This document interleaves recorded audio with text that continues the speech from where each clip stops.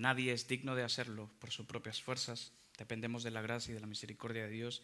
Y es un privilegio poder hacerlo. Bien, el sermón de hoy, nuestro sermón de hoy, se llama Común Unión, la base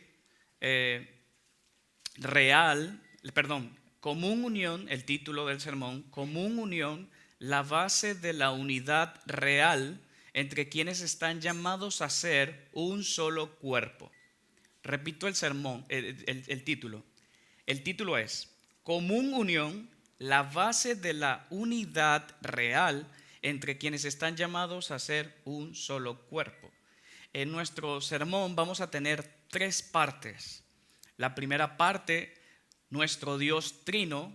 La segunda parte, el gozo de la comunión trinitaria. Y la tercera parte, la comunión cristiana. Lo repito, nuestro Dios Trino, primera parte.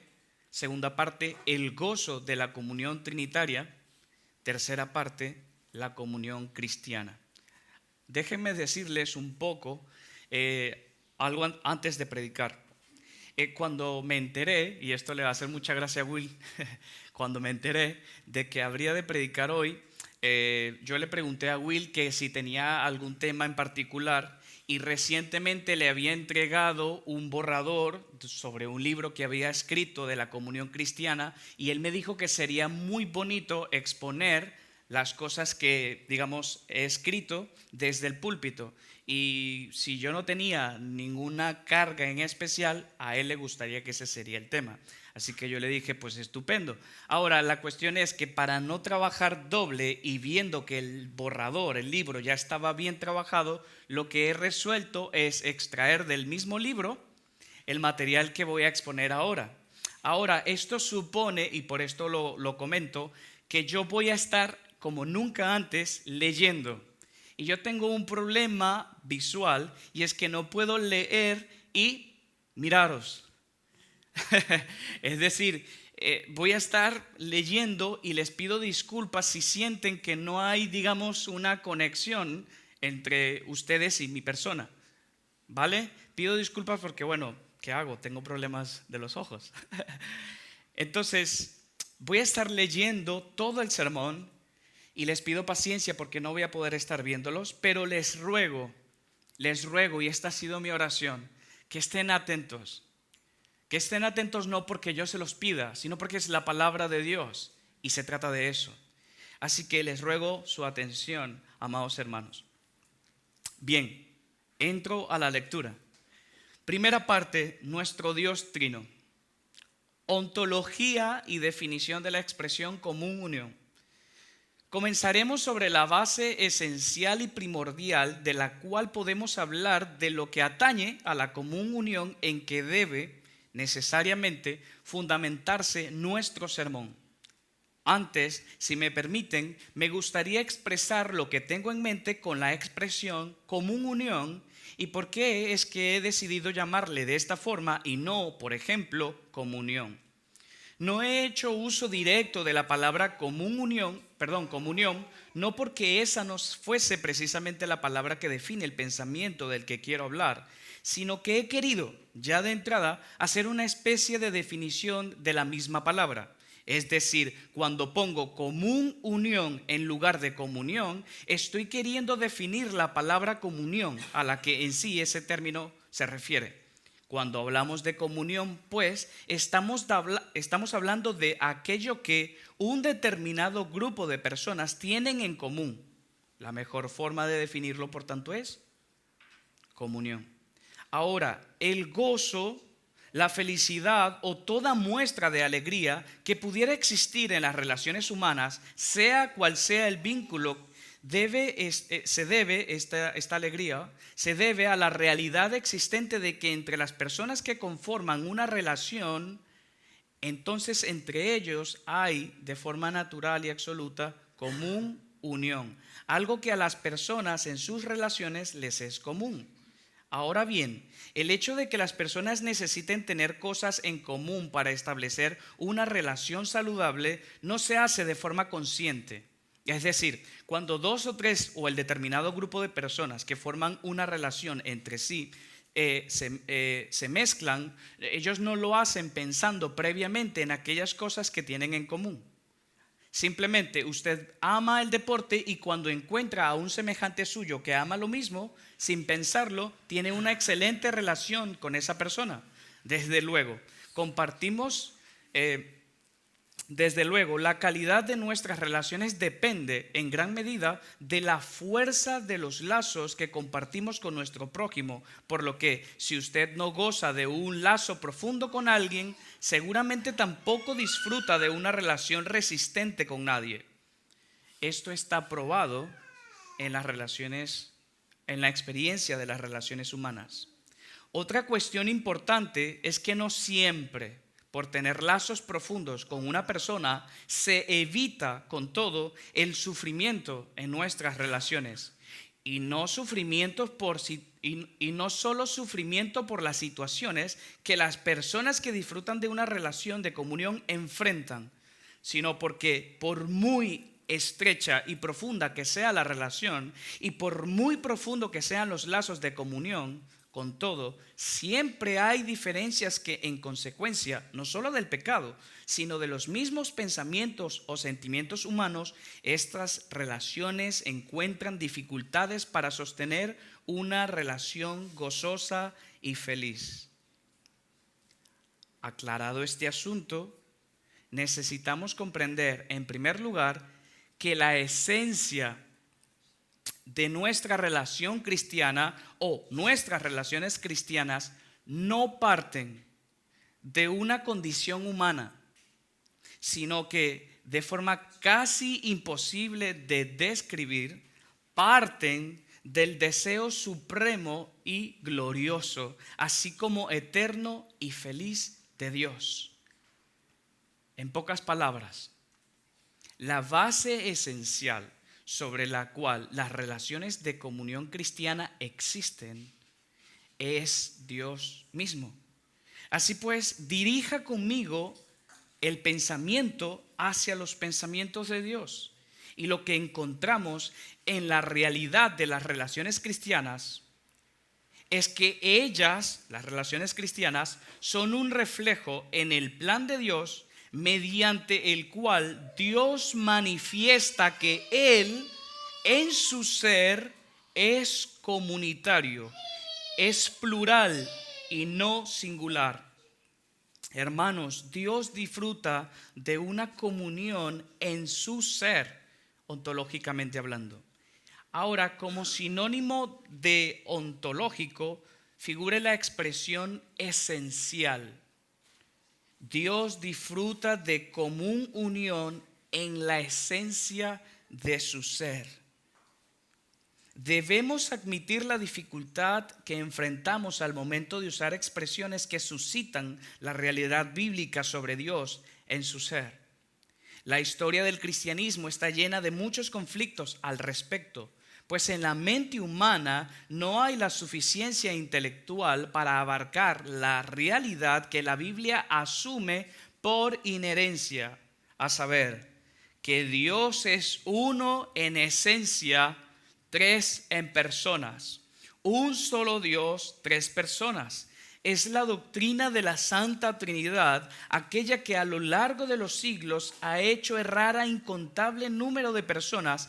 Y no deseo abrir un espacio para el debate sobre la doctrina en sí, pero me veo obligado a hablar de la esencia ontológica de Dios para comunicar seguidamente lo que ya he afirmado, que Dios es la base sobre la cual descansa la realidad de la existencia de un organismo llamado Iglesia, en la cual existe una común unión cuya razón de ser, en un sentido que a mí me resulta inexplicable, es reflejar la común unión de la que disfruta Dios Padre, Dios Hijo, Dios Espíritu Santo.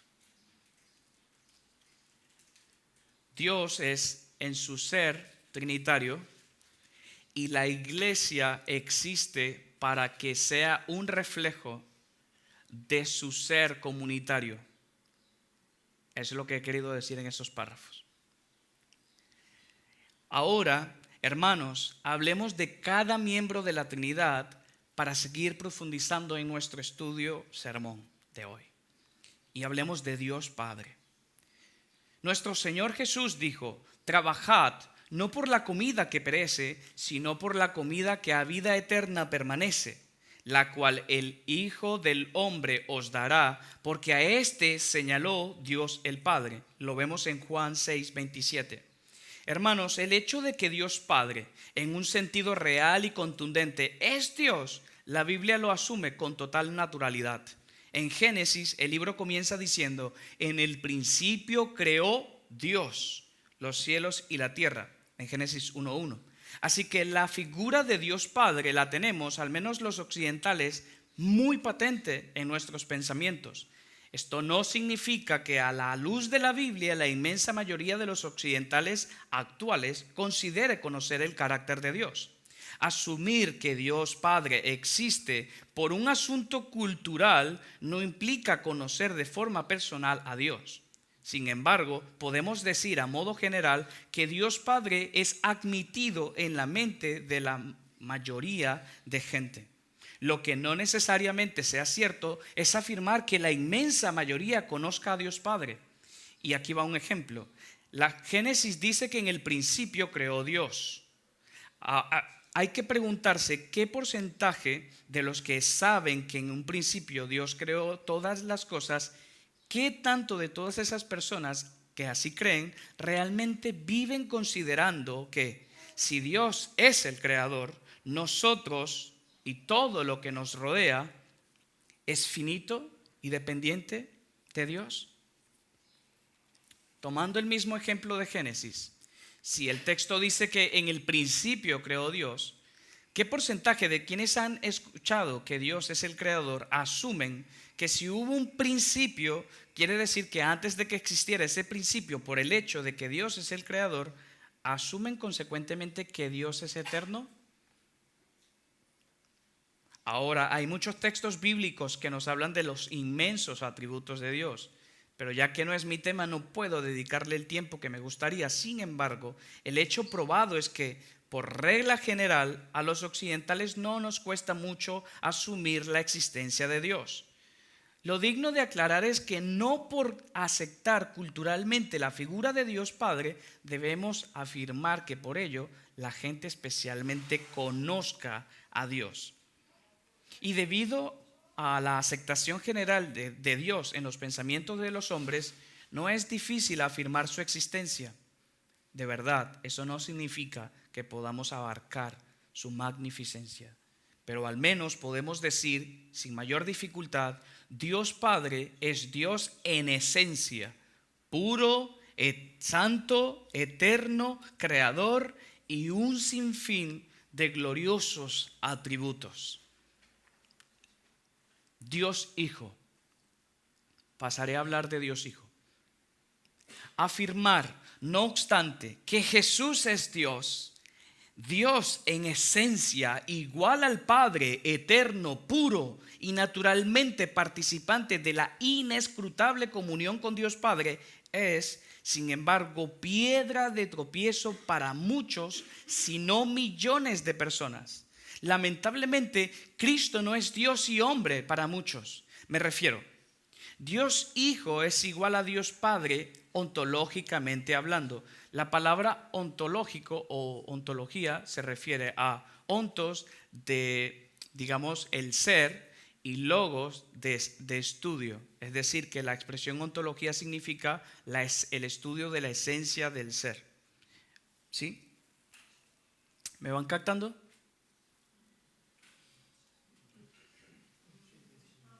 Más o menos. Lo siento, hermanos, esforzados, por favor, en entender. Yo hice todo lo que pude para expresarlo. Bien.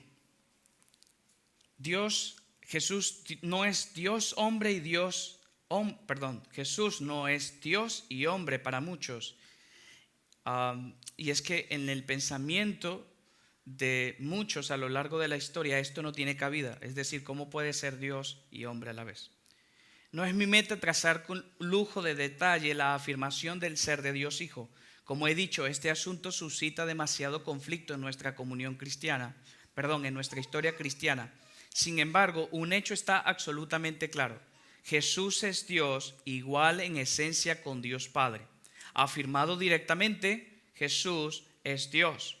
Luego veremos un poco sobre los roles personales de cada una de las personas de la Trinidad con relación a la redención, pero por ahora baste aclarar que cuando digo que Jesús es Dios en esencia con el Padre, hablo en términos ontológicos y como hemos dicho, Dios es uno en tres personas.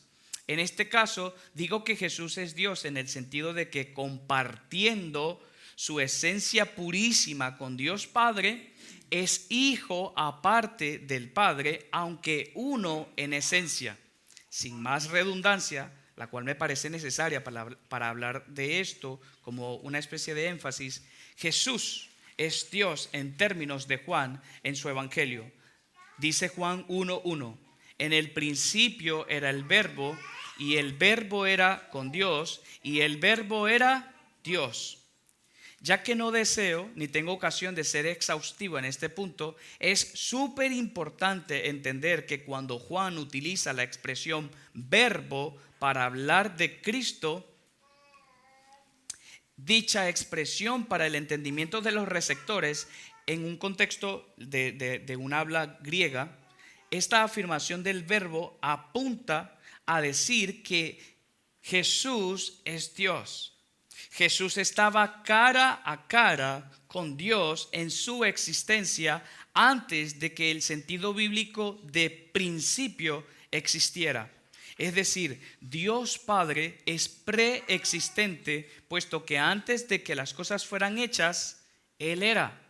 Éxodo 3. De la misma forma, Juan, inspirado por el Espíritu Santo, afirma que en el mismo principio en que Génesis registra el origen de todas las cosas, en ese mismo principio Cristo estaba con Dios y era Dios. De hecho, Él es la imagen del Dios invisible, el primogénito de toda la creación. Porque en Él, en Jesucristo, fueron creadas todas las cosas, las que hay en los cielos y las que hay en la tierra, visibles e invisibles, sean tronos, sean dominios, sean principados, sean potestades.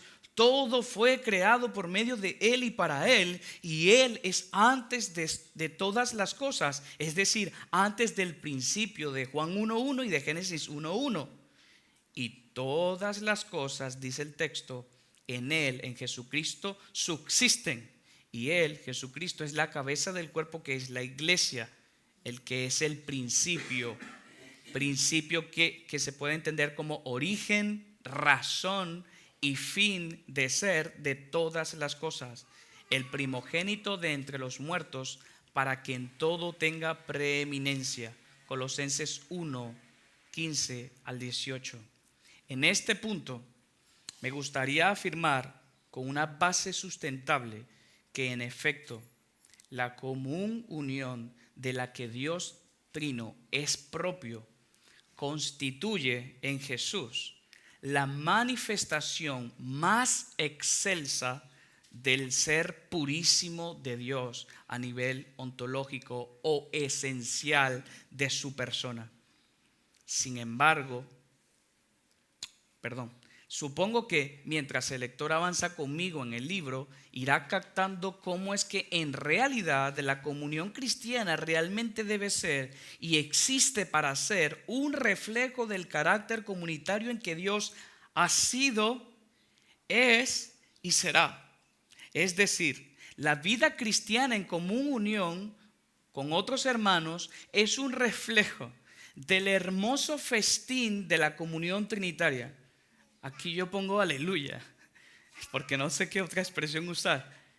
Y digo, ¿acaso me dirá usted que es posible pasar por aquí sin exaltar y glorificar a Dios? Ciertamente no podría seguir escribiendo sin apartar un momento en que inste a mi lector, así como a mi propio corazón, a rendir en el sentido más puro de la palabra alabanzas al Señor. Él es en su ser tan precioso.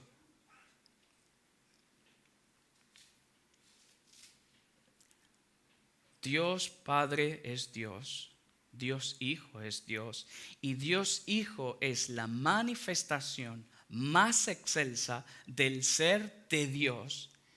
Debido a esto, su comunidad, es decir, su ser, se refleja en la iglesia cuando como iglesia vivimos en común unión.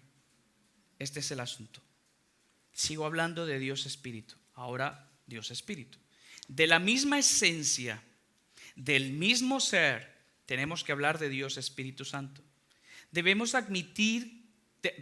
admitir mi gran admiración por la intencionalidad del Espíritu Santo al dejar escrita su palabra en una forma tan explícita cuando habla de Dios Padre o de Dios Hijo, pero cuando se trata de Él, del Espíritu Santo, pasa muy desapercibido en su palabra, en la Biblia. De forma que para que nosotros podamos llegar a conclusiones precisas sobre la persona del Espíritu Santo, tenemos que revisar las muchas referencias bíblicas en las que, por deducción y no por afirmación directa, concluimos que Dios Espíritu Santo es Dios en esencia con el Padre y con el Hijo.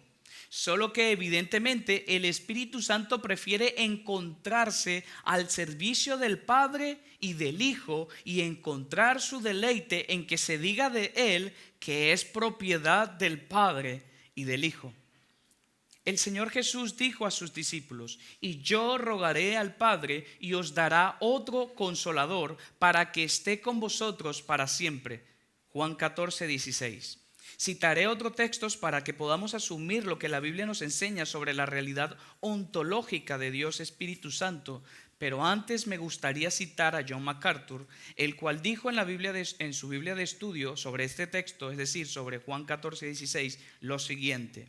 Dice la cita de MacArthur: otro, la palabra griega exacta significa otro de la misma clase. Es decir, que cuando Jesús dijo: yo rogaré al Padre y os dará otro consolador, lo que la palabra griega utiliza como otro, según John MacArthur, es otro de la misma clase. El apóstol Pablo dijo en 2 Corintios 3, 15 al 17: y aún hasta el día de hoy, cuando se lee a Moisés, el velo está puesto sobre el corazón de ellos, pero cuando se conviertan al Señor, el velo se quitará, porque el Señor es el Espíritu, y donde está el Espíritu del Señor, allí hay libertad. Lo que he dicho antes es hermoso. Al Espíritu Santo le gusta encontrarse a sí mismo al servicio del Padre y del Hijo. Es interesante notar que en el contexto en que Pablo habla, el obrar del Espíritu Santo es indispensable para que aquellos hombres a los que se refiere, que posiblemente eran judíos que rechazaban a Cristo, estos hombres puedan ser liberados de la ceguera que les impide ver a Cristo, el Mesías Redentor, como el ungido del Padre, para salvación no solo de judíos, sino también de gentiles. En este marco, Pablo hace un juego de palabras en el que menciona al Espíritu Santo como Señor. Él dice: pero cuando se conviertan al Señor. Y hay algo interesante aquí, que por lo general la expresión Señor alude a Cristo. Y en este contexto es muy lógico que se refiera a Cristo, porque es a Cristo a quien están rechazando. Pero es interesante, sin embargo, que luego vuelve a usar la misma expresión, pero ahora diciendo: porque el Señor...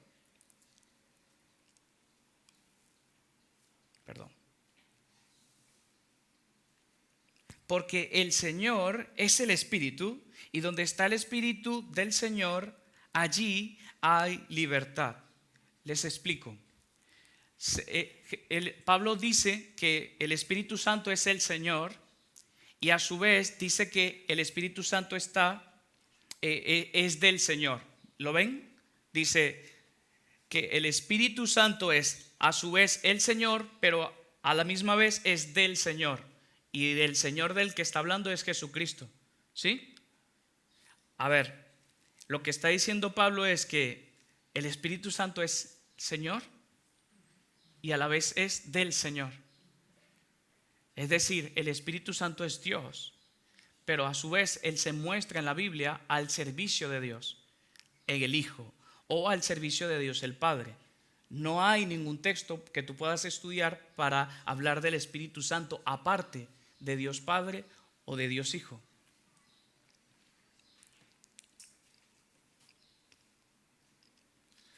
Pablo afirma que Dios, el Espíritu Santo, es el Señor. Ahora, lógicamente, por el uso del lenguaje con que Pablo habla, resulta innegable que Dios Espíritu Santo desea mostrarse siempre al margen de Cristo o del Padre. Es increíble. Ahora ratificando más lo afirmado, que Dios Espíritu Santo siempre quiere verse al servicio del Padre o del Hijo, veamos un texto más. En este marco de afirmaciones muy contundentes acerca del Espíritu Santo, Pablo habla de él como poder y sabiduría de Dios en 1 Corintios 2, 4 al 5. Así que cuando llega a los versos 10 y 14 de 1 Corintios 2, dice: pero Dios nos las reveló a nosotros por el Espíritu, porque el Espíritu todo lo escudriña, aún lo profundo de Dios. Porque ¿quién de los hombres sabe las cosas del hombre, sino el Espíritu del hombre que está en él? Así tampoco nadie conoció las cosas de Dios, sino el Espíritu de Dios. Y nosotros no hemos recibido el espíritu del mundo, sino el Espíritu que proviene de Dios, para que sepamos lo que Dios nos ha concedido, lo cual también hablamos, no con palabras enseñadas por sabiduría humana, sino con las que enseña el Espíritu, acomodando lo espiritual a lo espiritual. Pero el hombre natural no percibe las cosas que son del Espíritu de Dios, porque para él son locura y no las puede entender, porque se han de discernir espiritualmente. Qué maravilloso Dios es nuestro Dios. Dios Padre, Dios Hijo, Dios Espíritu Santo. Un Dios, tres personas. ¿Cómo vais? Decidme, hermano, porque yo quiero saber qué me estoy expresando. ¿Sí? Vale. Dios, como hemos visto a nivel ontológico, es comunitario, es plural, no es singular. La misma esencia de Dios ya nos está enseñando cuál es la base de nuestra unidad. La esencia trinitaria de Dios es la base de nuestra unidad.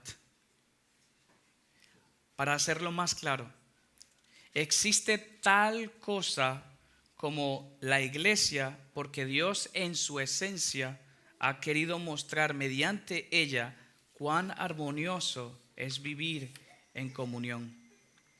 Yo podría seguir el desarrollo de nuestro libro, pero antes es necesario detenernos a pensar cómo la maravilla de nuestro Dios nos revela la hermosa realidad de que definitivamente vivir en comunión con otros creyentes no es algo accidental en el propósito de Dios al establecer en el mundo entero a su iglesia.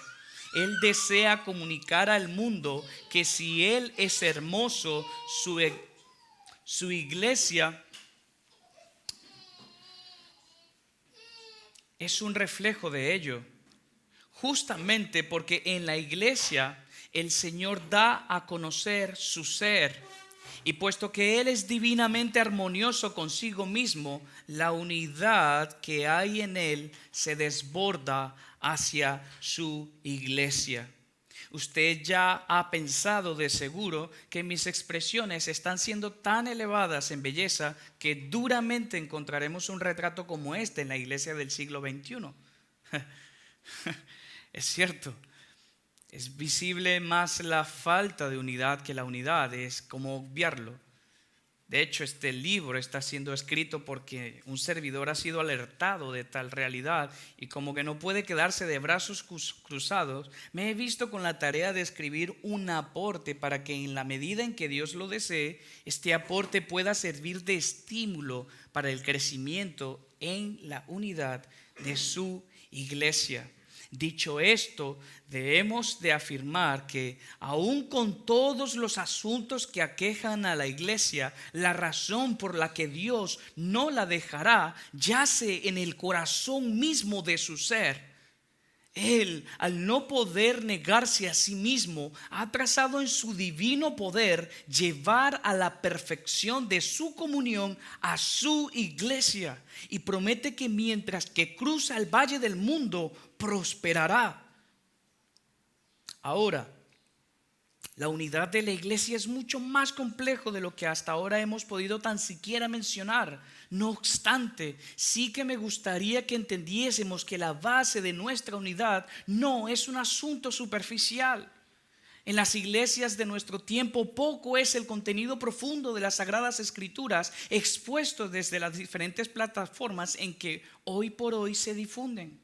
Así, comenzando desde los púlpitos y pasando por un sinfín de medios, lo que suele predicarse está alejado no solo de las Escrituras, sino que incluso hasta contradice directamente la misma Escritura.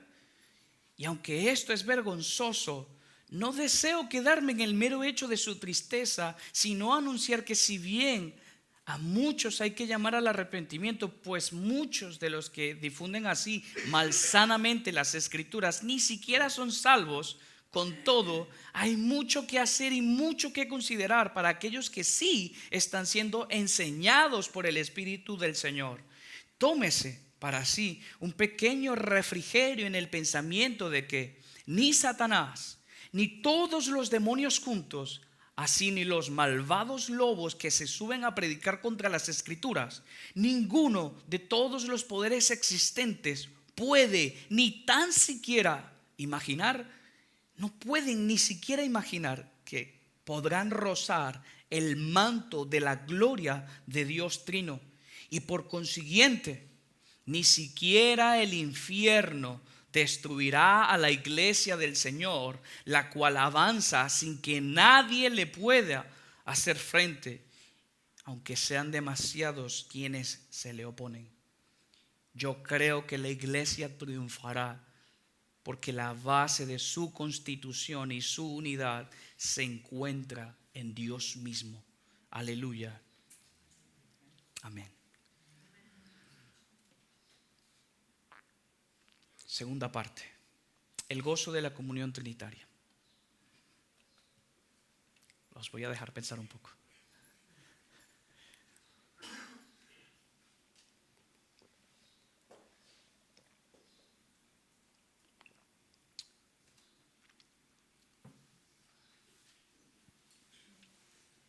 El gozo de la comunión trinitaria. Hasta este punto, hablar de la esencia de Dios, como lo hemos hecho, nos deja la hermosa reflexión de que la iglesia existe como un reflejo del sentido propio del ser de Dios, el cual ha querido que en medio de su iglesia se pueda experimentar, aunque no en el mismo nivel, aquella común unión de la que Él, como ser trinitario, disfruta. Decir pues que Dios ontológicamente es trino nos ha sido fascinante. Pero no podríamos ni deberíamos quedarnos con esto. Yo podría entender que Dios es trino en sentido de no de que comprenda la esencia de lo que eso significa, pues no es algo que humanamente podamos abarcar cabalmente. Sin embargo, afirmamos esta verdad porque es una cuestión claramente manifiesta en la Escritura. Una nota aquí importante es que si bien la Biblia enseña con claridad lo que nosotros definimos por Trinidad, no obstante, la Biblia no se ocupa de expresarnos con sumo lujo de detalle cómo es que esto puede ser entendido o explicado. Lo que en todo caso hace es dar por aludida la verdad innegable de la Trinidad, sin la cual no podríamos ser cristianos. Y seguido de esto, nos hace descansar en el hecho de que, aunque no lo explique, es decir, la Biblia no explique la Trinidad, la asume. Y para el creyente, eso es más que suficiente para evocar alabanza en su corazón hacia nuestro Dios Trino. Ahora, fuera de esta aclaratoria, es importantísimo afirmar que Dios no solo es trino, y aquí tal vez ya podemos ir bajando el estudio. Por Ahora, fuera de esta aclaratoria, es muy importante que notemos que Dios no solamente es trino por decir que en Él subsisten en el mismo sentido de la plenitud tanto el Padre, el Hijo y el Espíritu Santo, hermanos, sino que en Dios hay una danza jubilosa de común unión. Dicho en una línea, Dios es feliz. Dios es feliz en sí mismo y consigo mismo. Dios es pleno en todo gozo. De hecho, no hay lenguaje que nosotros entendamos mejor para comunicar la felicidad de Dios en su ser que las mismas que Dios utiliza en su palabra cuando se refiere al conocimiento de su persona como el amor más profundo que el ser humano puede experimentar, como por ejemplo el amor marital íntimo. Para sellar este pensamiento, baste citar Juan 17:3, en el cual vemos que cuando Dios Hijo quiso ilustrar la plenitud de la vida eterna, así como su propósito, el lenguaje que el mismo Señor usa está conjugado en la relación íntima entre un esposo y su esposa. Dice allí, y esta es la vida eterna, Juan 17:3, que te conozcan a ti, Dios Padre, y al único Dios verdadero, Jesucristo, a quien has enviado. Hermanos, si usted va al original para el verbo conocer, notará que es un término que habla de conocer íntimamente a una persona. Ahora, la forma más íntima de conocer a una persona, según la misma gramática de nuestro texto, es la intimidad sexual. Evidentemente, el juego de palabras en el contexto del Señor Jesús no radica en la literalidad de la expresión conocer, sino que connota la sublime realidad de que cuando una persona quiere ser feliz en el sentido más pleno de la palabra, el pensamiento radica en conocer profundamente a Dios. Y en este marco, la vida eterna es conocer más y más profundamente a Dios. En la misma medida en que le conozca más y más, realmente empezará a disfrutar de la vida eterna a la que Cristo ya nos ha acercado mediante su vida, su muerte, su resurrección y su ascensión. La suma de todos estos pensamientos nos refiere a la feliz realidad no solo de que Dios sea en su ser trino, sino que además, y como si lo primero ya no fuera lo suficientemente rico, en Él hay, en su común unión trinitaria, un gozo perfecto. Es decir, cada una de las personas de la Santa Trinidad se goza del uno y del otro en plenitud absoluta. Quiero decir algo muy importante antes de entrar en textos bíblicos que respaldan esta bendita realidad de la que venimos hablando. Y es que al procurar entender la hermosa realidad del gozo trinitario existente entre cada uno de los miembros de Dios, hemos de aclarar que desde luego el lenguaje humano con que Dios ha comunicado esto a través de su palabra siempre se quedará en una ilustración. Sabemos, y eso está claro, que nadie puede a cabalidad sondear las infinitas profundidades del ser de Dios. Ahora, dicho esto, leamos con maravilla de nuestro corazón la feliz realidad del gozo trinitario. Lea conmigo, por favor, Mateo 3, 16 y 17. Yo lo tengo y lo leeré en el texto.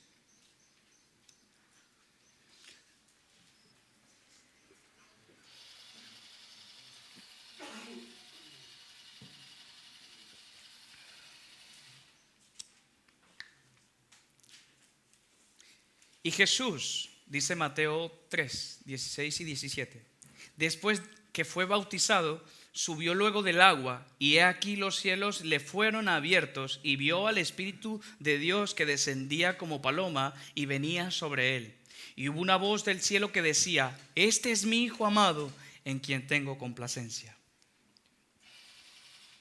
como les he dicho con anterioridad, en la Biblia es fácil encontrar textos explícitos que nos hablen con profundidad de Dios Padre y de Dios Hijo, pero siempre que busquemos sobre el Espíritu Santo, lo encontraremos o al lado del Padre o al lado del Hijo. De esta forma, fijemos nuestra atención en este texto, puesto que en esta lectura encontramos a los tres miembros del Santo Dios. Así pues, veamos que la afirmación ontológica de Dios como Dios trino no se conforma en decir que Dios es, no se conforma en decir, no se queda con el hecho, no se conforma en decir que Él es trino, sino que en Él hay pleno gozo. El evento que el texto nos presenta probablemente muchos ya lo hemos leído. Jesús, en el ministerio profético de Juan el Bautista, se presenta ante él para que, de forma que el mismísimo Juan reprocha, sea bautizado en agua, conforme a la palabra de Dios. Esto a simple vista no debe ser descuidado. Jesús no se bautizó porque necesitaba del símbolo que el bautismo representaba, a saber, que el que confiese fe en Cristo se arrepiente y así, al recibir el bautismo en agua, da testimonio público de su unión con Cristo, recibiendo una nueva vida en sí por el Espíritu Santo que ahora mora en él. No, Jesús no se bautiza con este mismo sentido de necesidad. Él, como lo dice en el verso anterior que nosotros hemos citado, le dice a Juan: deja ahora, porque así conviene que cumplamos toda justicia. Entonces le dejó. Verso 15 del capítulo 3. Con esto, lo evidente es que Jesús quería dar ejemplo de obediencia y piedad, siendo que en efecto nosotros estamos llamados a imitarlo. Ahora bien, en este evento todo parecía ir de lo más normal, salvo el hecho inicial de que Juan naturalmente no quisiera bautizar a Jesús. Pasado este asunto, todo parecía ir de lo más normal. Jesús tomaría su ropa seca, todos le darían besos y abrazos y cada cual se marcharía a su lugar. Pero se abren los cielos. Hay un cambio de escenario. Ahora no dice que se abrieron los cielos, no. Dice, se le abrieron los cielos. A Jesús se le abrieron los cielos cuando subía ya de las aguas, saliendo del río Jordán. Las connotaciones del evento toman un giro sobrenatural en todo sentido. Saliendo Jesús del río, se le abren los cielos y de momento ve literalmente al Espíritu Santo venir sobre él, en un lenguaje en que el autor menciona al Espíritu Santo venir en forma o como paloma.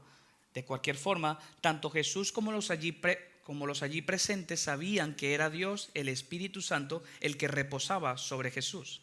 Y como si esto ya no fuera lo suficientemente asombroso, en el momento en que todos estaban con el asombro hasta lo indecible, se escucha una voz que tanto Jesús como el Espíritu Santo, así como toda la audiencia reunida, podían comprender. ¿Cuál es la voz?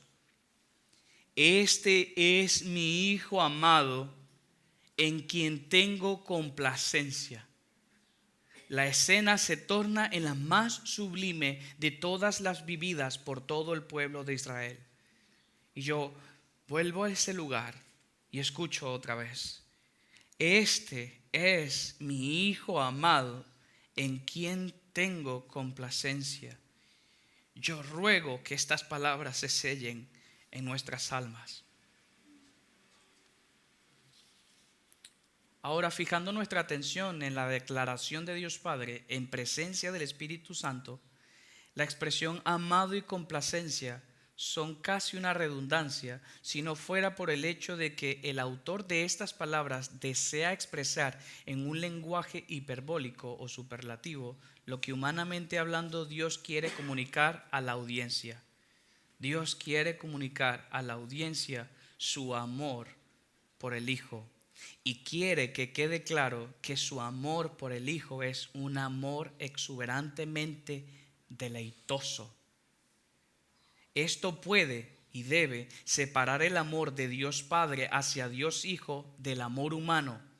en el que por muy profundo que sea el amor con que los seres humanos amen, siempre hay en la forma y en el objeto de nuestro amor alguna deficiencia que hace que eventualmente dicho amor no sea deleitoso.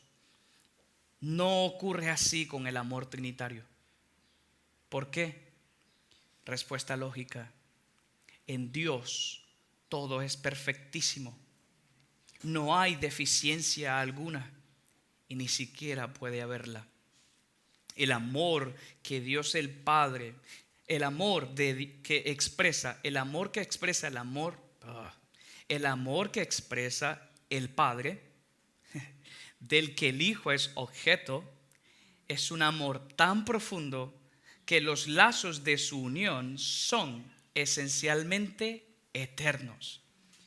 Como un paréntesis, pensemos en el misterio que existió cuando Dios Padre de cualquier forma derramó su ira sobre Cristo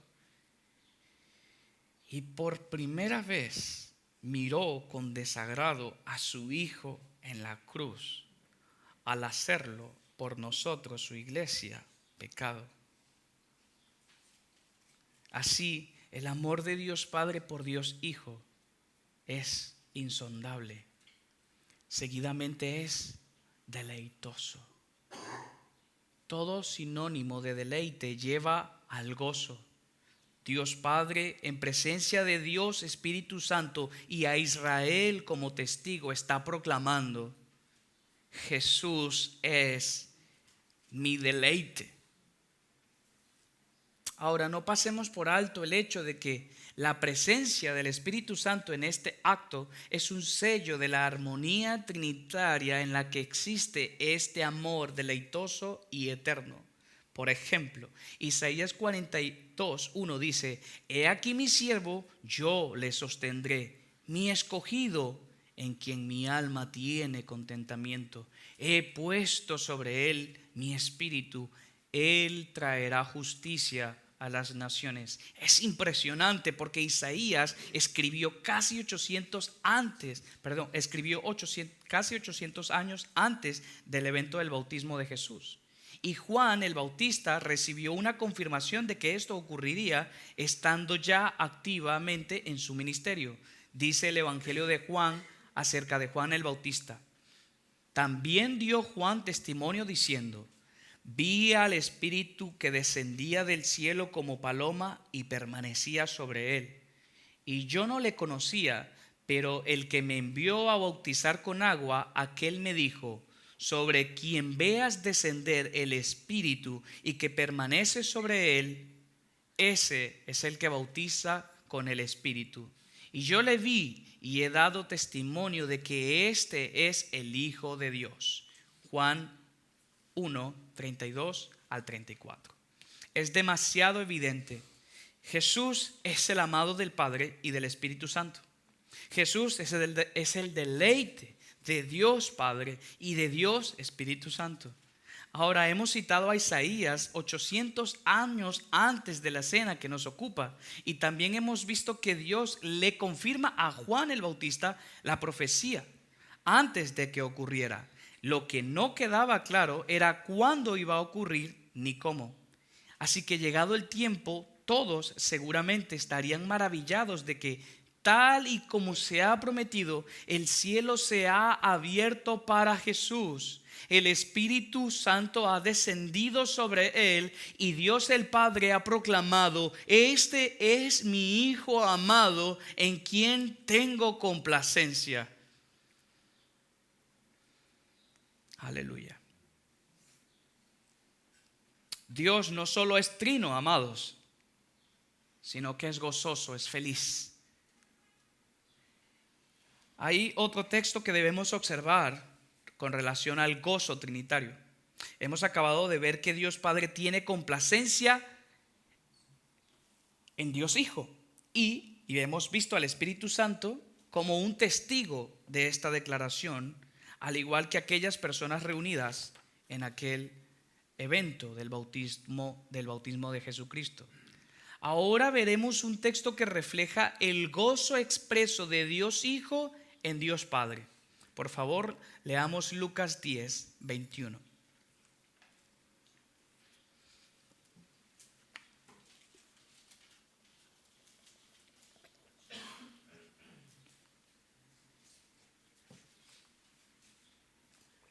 Lucas 10, 21. Hemos visto, ¿sí? Aprovecho estos márgenes de tiempo, que Dios el Padre, con el Espíritu Santo como testigo, y a Israel como audiencia, está diciendo el Padre que Jesús es el deleite del Padre. Y ya que el Espíritu Santo está como testigo, es un sello de esa declaración armoniosa. Y después veremos por qué estoy hablando de todas estas cosas para poder hablar de la comunión. Ahora vamos a ver que Dios el Hijo tiene el mismo gozo en Dios el Padre. En Lucas 10, 21 dice: en aquella misma hora Jesús se regocijó en el Espíritu y dijo: yo te alabo, oh Padre, Señor del cielo y de la tierra, porque escondiste estas cosas de los sabios y de los entendidos y las has dado o las has revelado a los niños. Sí, Padre, porque así te agradó. Hay muchos otros textos dignos de consideración que reflejan no solo el gozo trinitario, sino la armonía, la felicidad y plenitud entre cada una de las personas de Dios. Pero aquí vemos al mismo Señor Jesús en un momento tan precioso. De momento Jesús exclama en adoración al Padre: yo te alabo, oh Padre, Señor del cielo y de la tierra. Debemos entender estas palabras como palabras nacidas de un corazón satisfecho en la voluntad de Dios Padre, lo que supone que Dios el Hijo conoce profundamente a Dios el Padre y de hecho está más que complacido con esta voluntad, tanto más en que en esa voluntad se implica posteriormente la misma muerte del mismo Señor Jesús, que en este momento lo estamos viendo exclamar al Padre. Sin embargo, hermanos, era tanto el gozo que cuando Jesús vio a aquellas personas haciendo milagros y anunciando el reino de su propio Padre, se llena de un entusiasmo tan santo como elevado. Es como si de momento Jesús notara que el plan del Padre de dar a conocer su nombre entre los que la sociedad desprecia le llevara a ver que hay tanta belleza en este hecho que no podría contemplar la realización de ese plan sin alabanza. Dios Hijo complacido en Dios Padre. Y aunque Él sabía que iba a morir expiatoriamente, en este momento está viendo a gente hacer milagros y dar a conocer el nombre de su Padre, y se llena de un gozo tan santo que lo exalta a su Padre, aunque va a morir en la cruz. Déjenme, amados, sacar unas palabras de reflexión sobre lo ya escrito hasta el momento. Si refrescamos, hemos visto en primer lugar la esencia de Dios Trino. Seguido, como hasta ahora, hemos visto que Dios no solamente es trino, sino que es gozoso, es feliz. Ahora bien, sé que nos resta estudio por delante, pero me gustaría, para decirlo todo en el momento en que las palabras tienen su propio sentido, decir que si entendemos que Dios es trino, podremos entender la base sobre la cual nuestra unidad como iglesia descansa.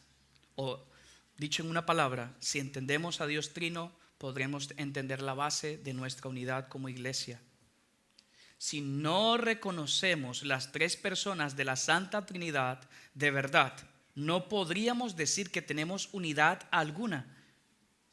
Afirmado dicha doctrina, es decir, la doctrina de la Trinidad, elementalmente podemos decir que en efecto tenemos la esencia de la base de nuestra unidad, la cual es Dios Trino. Aprendimos que del hecho de que Dios es comunitario se desprende su deseo de comunicar que la iglesia existe para ser un reflejo de su común unión. Es decir, que de la base de nuestra unidad y del hecho de que seamos uno, descansa en cierto grado el testimonio que damos al mundo de cómo es Dios. Esto, desde luego, es un tremendo honor del que al notarlo seguramente nos sentiremos con este tipo de reverencia que solo podría suscitar un Dios tan hermoso. Pero hemos ido más allá y hemos visto que Dios no solo es trino, sino que en el seno de su Trinidad hay gozo. Es feliz, Dios es feliz. De esto último que aprendimos, debemos observar que nuestra unidad como iglesia no se debe, de esto último que aprendimos, debemos observar que nuestra unidad como iglesia no se debe enseñar, debe enseñarle al mundo cómo es Dios. Voy a repetirlo de nuevo. De esto último que aprendimos, debemos observar que nuestra unidad como iglesia debe enseñar al mundo cómo es Dios. Y no solamente esto, sino que cuando somos una iglesia feliz, anunciamos al mundo lo que realmente significa en este aspecto la felicidad.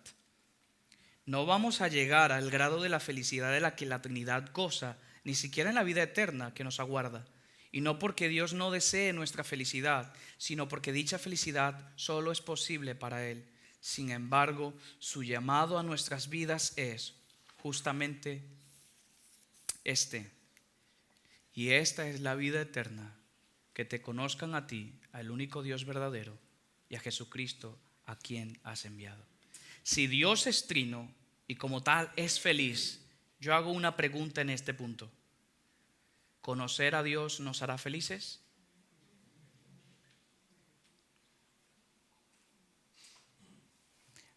Desde luego, necesitamos conocer a Dios. Y lo necesitamos en primera instancia para ser cristianos felices. No hablo de una felicidad sujeta a las temporalidades del peregrinaje. Estoy hablando de la felicidad de conocer a Dios. Esa felicidad aumenta en la misma medida en que le conozco, le aprecio con más profundidad, descubro más su ser hermoso. Por tanto, necesito tener una vida de devoción integral. Cada área que mi vida tiene, cada milímetro de mi existencia tiene que ser dirigida al ser de Dios en la faz de Cristo. Dicha felicidad puedo hallar en su hermosa y bendita palabra. Necesitamos pasar tiempo descubriendo a Dios por su palabra. Y una vez que como cristianos tengamos más conocimiento de Dios trinamente feliz, seremos felices. Y sí, amados, estoy rodeando de palabras una sola enseñanza, y es: cuando conozco a Dios, soy feliz. Cuando soy feliz, puedo disfrutar de la común unión que tengo con cada hermano de mi iglesia local. Porque cuando estoy conociendo a Dios y me junto con quienes están conociendo a Dios, ciertamente, aunque nuestras relaciones eclesiales no sean de momento tan plenas, sin duda, a pesar de esto, disfrutaré de aquellas cosas en las que sí tenemos comunión con otros hermanos. En otras palabras, si no podemos decir con sinceridad que a pesar de nuestros pecados temporales, nosotros no estamos creciendo en común unión que debería caracterizarnos, entonces debemos advertir que estamos descuidando a Dios. Esto sirva para estimular nuestras vidas a conocer más a Dios, porque estoy convencido de que un Dios feliz nos hará felices. Y ser felices en este sentido fortalecerá los lazos que nos unen a pesar de los que nos separan. Sea así. Amén. Cuando veo sus rostros desde aquí, siento pesar de haber preparado algo tan denso. Pero siempre trataré de traerlo a lo más simple. Dios es trino, ¿sí?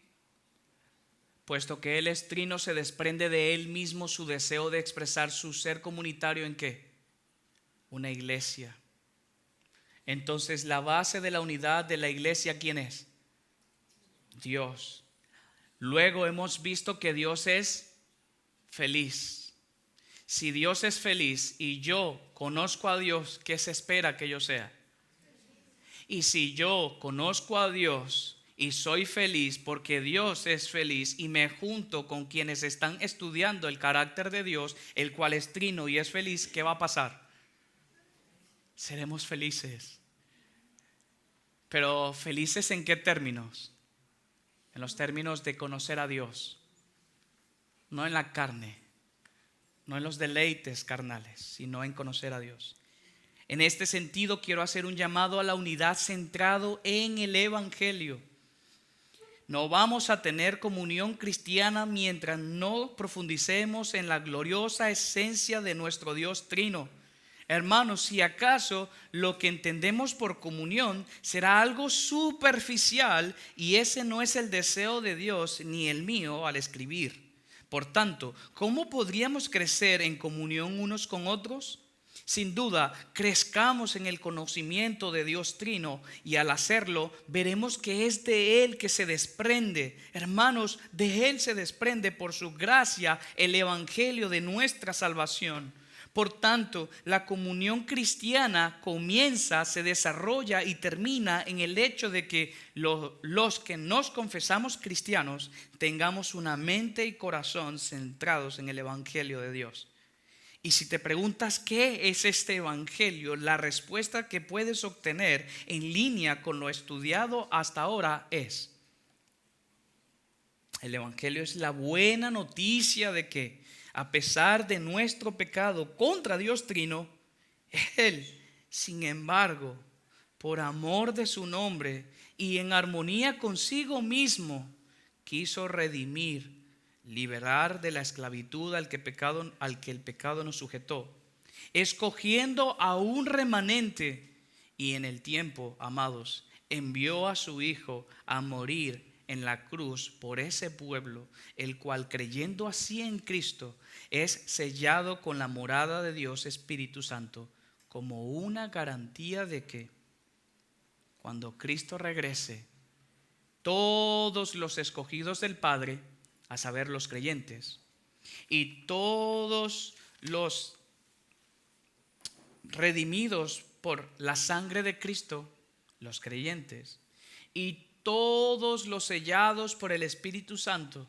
los creyentes, gozarán de la vida gloriosa a la que Cristo ya nos ha hecho participantes. Todo para la gloria de su gracia, dada en Cristo Jesús como un regalo en que Dios trino es exaltado y loado por los siglos de los siglos. Amén.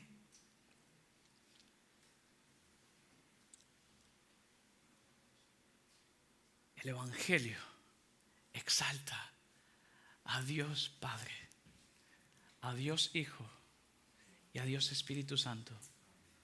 Es en ese evangelio que la iglesia es una. Amén. Tercera parte y última: la comunión cristiana. Hay una definición aquí de lo que es la comunión cristiana. La voy a leer.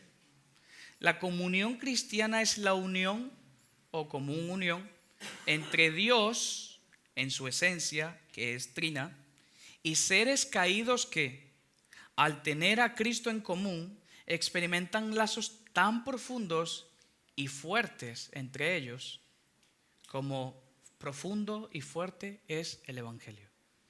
¿Lo repito?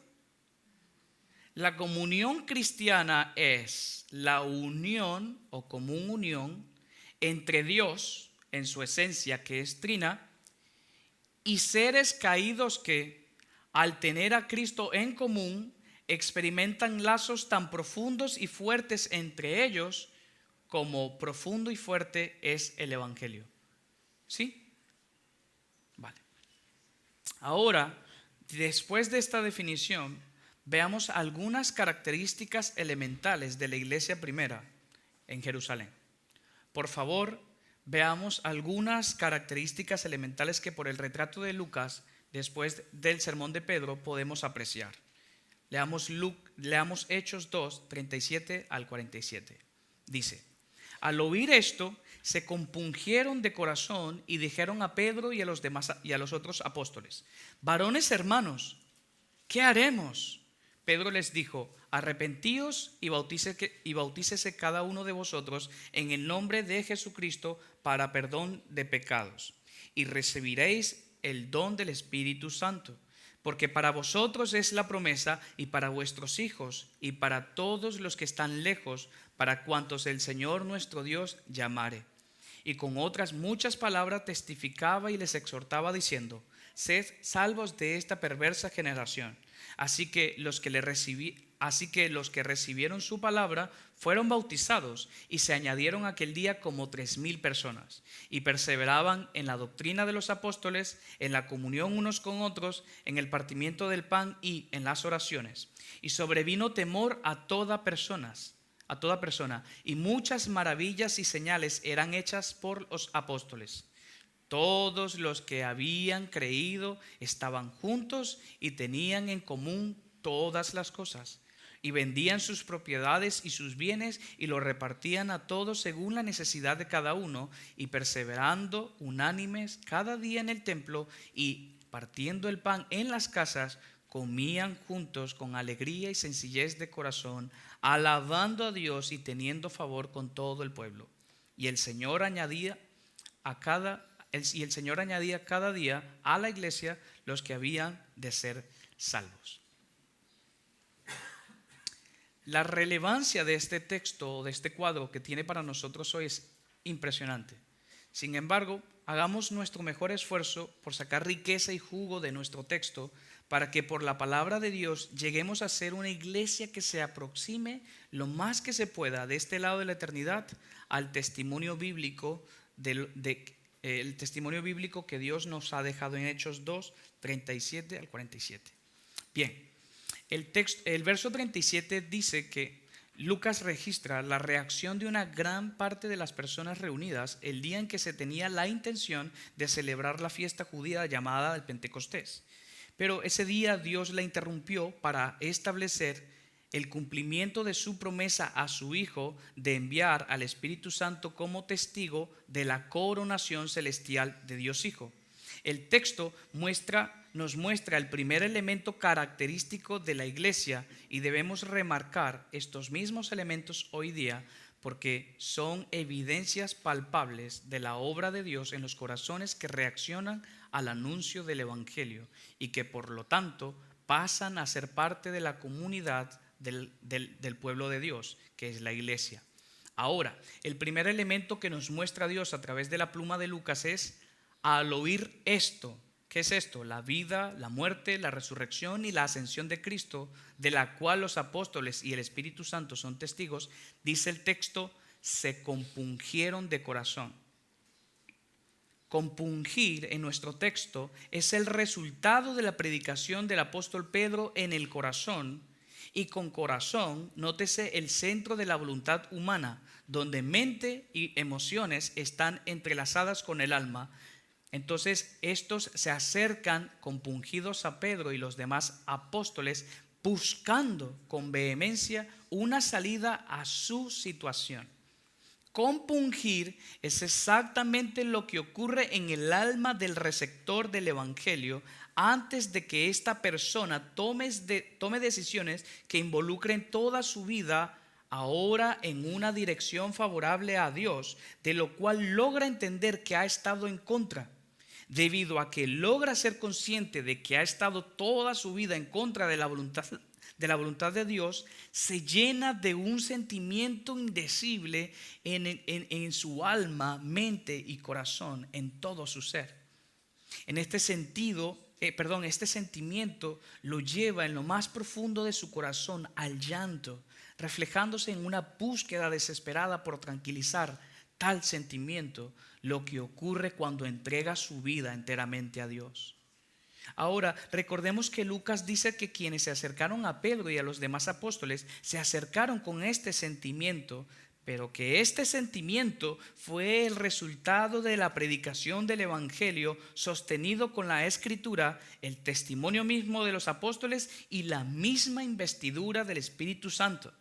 Así que la predicación del Evangelio, centrado en Cristo, sostenido por las Escrituras, son las herramientas que Dios ha dejado para exaltar a su Hijo, entre tanto que añade a su iglesia nuevos miembros. Yo pregunto, en cierta medida, ¿experimentas un sentimiento como el de compunción tras la predicación del Evangelio de Dios plasmado en toda la Escritura? Si es así, eres bienaventurado según el testimonio de la palabra, porque Cristo vino a morir por tus pecados, los cuales te tenían alejados de la comunión con Dios y con su iglesia. Ahora bien, los hermanos con la compunción de corazón preguntaron a Pedro y a los demás apóstoles, ¿qué haremos? Esto quiere decir que la compunción lleva al alma a buscar la salida a su situación. En este sentido, el otro elemento que Dios nos deja retratado en la pluma de Lucas es, Pedro les dijo, arrepentíos. Parecería casi que la compunción es el acto mismo del arrepentimiento, por lo que el llamado de Pedro a que se arrepientan podría estar de más, pero no. El arrepentimiento es el acto que sigue a la compunción y no el arrepentimiento en sí mismo. ¿Me entendieron? La compunción, el arrepentimiento es el acto que sigue a la compunción, no la compunción en sí misma. Es decir, es lógico que van de la mano, es decir, la compunción y el arrepentimiento, pero no son lo mismo, porque el arrepentimiento ya es la decisión resuelta del alma que, después de quedar compungida, dice, si he pecado, si mi pecado ha sido la causa de que Dios me destierre de su presencia favorable y su gracia ha suplido en Cristo un sustituto, debe de haber algo que un alma como yo pueda hacer para ir en pos de mi sustituto. Y en efecto, Pedro les dice, arrepentíos. Por necesidad del asunto, el arrepentimiento involucra un reconocimiento del pecado y un deseo profundo de dejarlo. Y en cierta medida, el arrepentimiento es el acto de dejar el pecado. Pero puesto que la vida cristiana comienza con el arrepentimiento, en términos prácticos, la vida cristiana no termina con el arrepentimiento, sino que es una vida de constante arrepentimiento. En este sentido, y perdonad la redundancia, el arrepentimiento del que está hablando Pedro es el arrepentimiento radical, del cual todo creyente que ha sido compungido por Dios será partícipe. Pero el creyente debe saber que el arrepentimiento en sí, mientras no seamos librados de toda corrupción moral, será por lo tanto una práctica sostenida a lo largo de toda su vida cristiana. Te arrepientes radicalmente cuando te compunge el Señor y te arrepientes constantemente cuando por causa del remanente de nuestro pecado fallamos nuevamente a quien ya nos ha salvado y hechos miembros de su comunidad, de su iglesia. Yo pregunto, ¿has experimentado un arrepentimiento radical?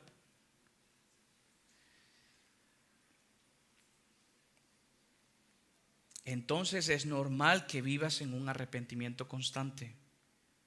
Esto es también un elemento característico de la comunidad llamada iglesia.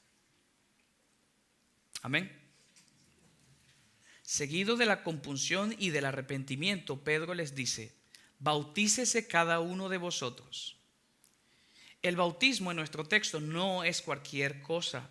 La iglesia recién está siendo un fenómeno que cambiaría el mundo entero, pero en nuestro contexto, con todo y que fueron miles de personas las que escucharon y creyeron el Evangelio, la iglesia va a pasar a ser una excepción en el pensamiento de los hombres de entonces. Y no sería raro porque Jesucristo lo prometió, y además la iglesia está fundamentada y sostenida en Jesucristo mismo. Y por lo que nosotros sabemos, todos los que creen después de los apóstoles creyeron en el Señor Jesús sin haberlo visto. Descansaban, por lo tanto, en el testimonio de los apóstoles y el testimonio de las Escrituras. Por lo tanto, es natural que la iglesia sea un fenómeno, una excepción y no la regla general, por lo que bautizarse en este contexto tiene una connotación sumamente importante. Ahora bien, el bautismo en sumersión de aguas en aquel entonces era, en primer lugar, una declaración de comunión. Así es, de comunión, pues el bautismo representa una unión entre Dios y el creyente que pasa a tener comunión con otro grupo de creyentes que ya pasaron por el mismo camino. Por tanto, en primer lugar, la compunción seguido de arrepentimiento seguido del bautismo. Si usted lo nota, en todos estos pasos, la persona que responde al Evangelio está rompiendo lazos con el mundo, el pecado y Satanás como amos. Y ahora los está forjando con Dios Trino y su iglesia. Aquí hay tanta belleza. Y broche de oro en esta nueva relación que ahora goza el creyente. El texto dice que en el que es compungido, que se arrepiente constante y radical y constantemente, y que pasa por las aguas del bautismo, acto que refleja un divorcio entre el bautizado y sus viejos amos y un nuevo matrimonio con Dios Trino por el sacrificio de Dios Hijo, sellado por Dios Espíritu Santo. Dice el texto que éste recibe el don del Espíritu Santo. Los creyentes entonces tienen en común unión: 1, la compunción; 2, el arrepentimiento; 3, el bautismo; y 4, al Espíritu Santo.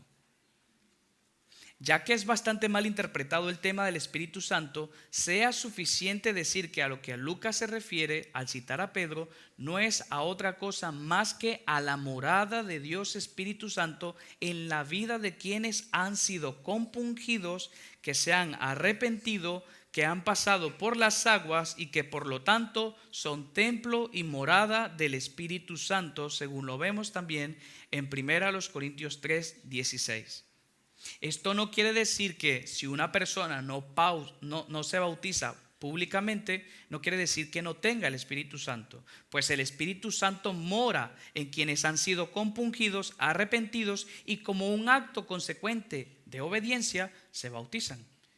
Digamos que el bautismo en este sentido es el acto público que manifiesta de forma física lo que Dios ha estado obrando en la vida del que se bautiza. Solo aclarar que el bautismo de sumersión en aguas es un acto público, es decir, no es un acto privado e interno.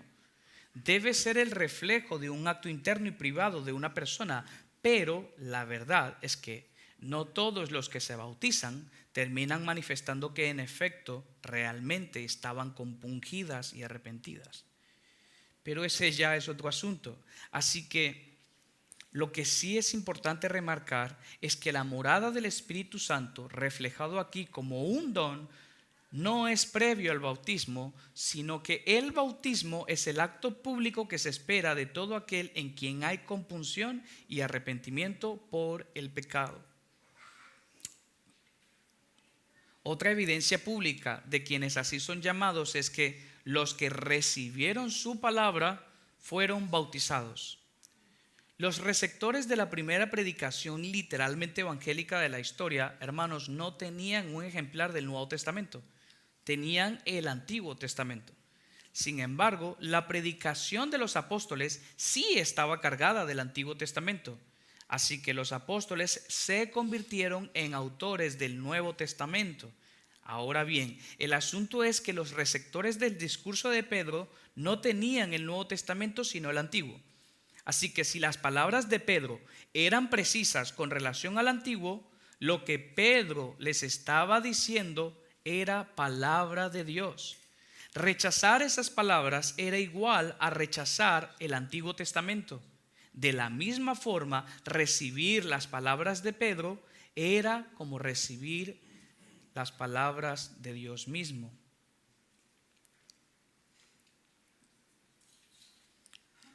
En sí, quienes recibieron las palabras de Pedro, hermanos, recibieron a Dios. Acto seguido y en efecto se bautizaron, es decir, entraron en comunión con Dios y con su iglesia de forma radical y eterna. Aleluya. Voy resumiendo aquí. Compunción, arrepentimiento, bautismo, ser templo y morada del Espíritu Santo, tras recibir la palabra de Dios en la cual es anunciado el Evangelio de Cristo, llevó a los primeros cristianos a perseverar en la doctrina de los apóstoles. La doctrina de los apóstoles ha sido registrada en el Nuevo Testamento y los apóstoles entregaron sus vidas por dar testimonio de su doctrina. Significa que la unidad de la iglesia del primer siglo y de todas las edades antes del retorno de Cristo ha estado en los hombros de la enseñanza de los apóstoles. Ahora bien, esto es muy hermoso porque los apóstoles fueron enseñados por Cristo y por el Espíritu Santo. Esto, en última instancia, hace necesario aclarar que la iglesia no puede establecer sus lazos con Dios fuera de la palabra de Dios.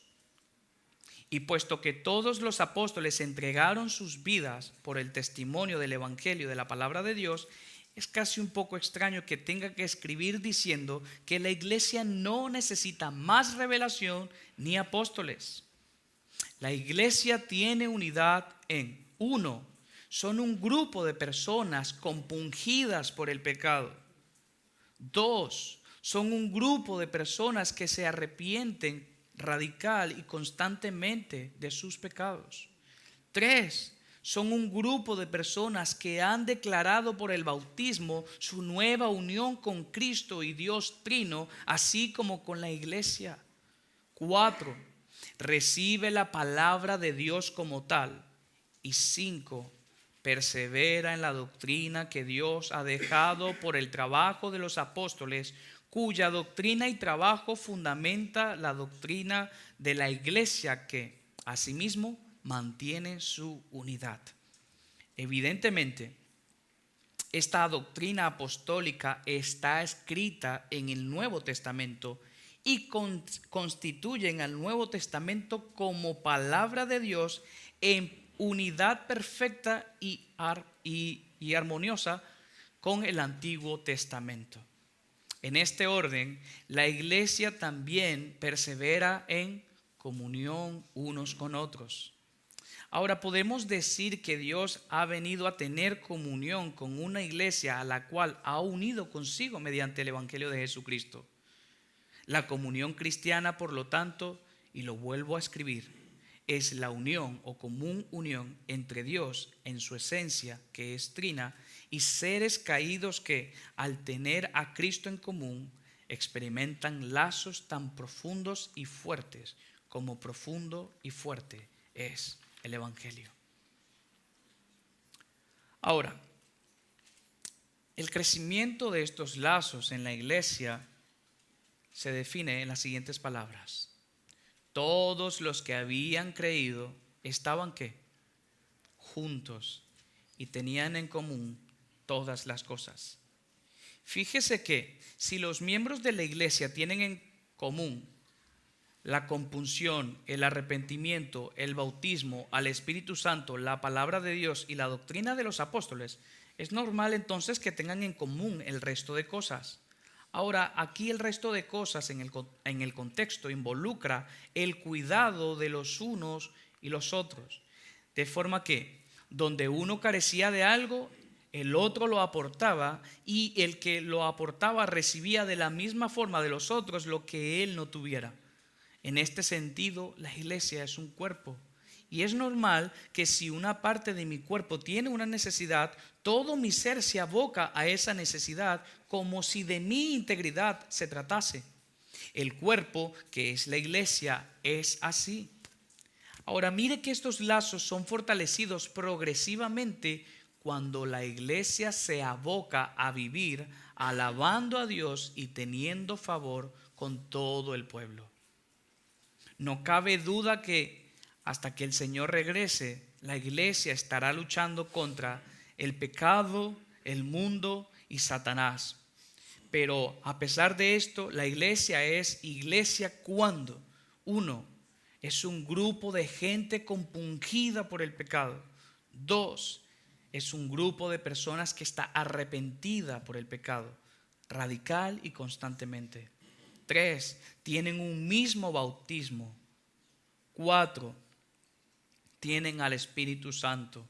5, reciben y aman la palabra de Dios. 6, perseveran en la doctrina de los apóstoles. Y consiguientemente, cuando estos elementos existen, van a tener en común la fraternidad unos con otros. Y van a tener en común la alabanza a Dios Trino unos con otros. Y van a tener en común que se preocupan genuinamente por el bienestar de cada miembro y se esfuerzan por suplir las carencias en las que Dios también nos permite ser de ayuda y de edificación. En el libro, que a pesar del spoiler que les he hecho, espero que lo adquieran cuando se publique, Satanás es retratado como un intruso que, habiendo Dios deseado tener comunión con el hombre, Satanás le dijo al hombre que podía quitarse a Dios del medio y ser él mismo Dios. La iglesia tiene que ser consciente de que este intruso fue vencido, pero que aún hace mella en la comunidad llamada iglesia. Solo quiero decirle a mi lector o a la iglesia en este contexto que no deje en forma alguna que el intruso rompa los lazos que Dios forjó. Y si definitivamente alguien rompe los lazos que Dios ha hecho, debemos considerar que ese alguien, por muy duro que sea admitirlo, está comportándose no como un miembro de la comunidad en la que Dios ha decidido morar, sino que se comportaría como el intruso. Así que de nuevo, 1, compunción. 2, arrepentimiento. 3, bautismo. 4, el Espíritu Santo. 5, la palabra de Dios. 6, la doctrina de los apóstoles. Esto fortalecerá nuestra comunión y unidad, entre tanto que vivimos alabando a nuestro Dios y preocupándonos unos por otros. Sea así en Cristo Jesús. Oremos.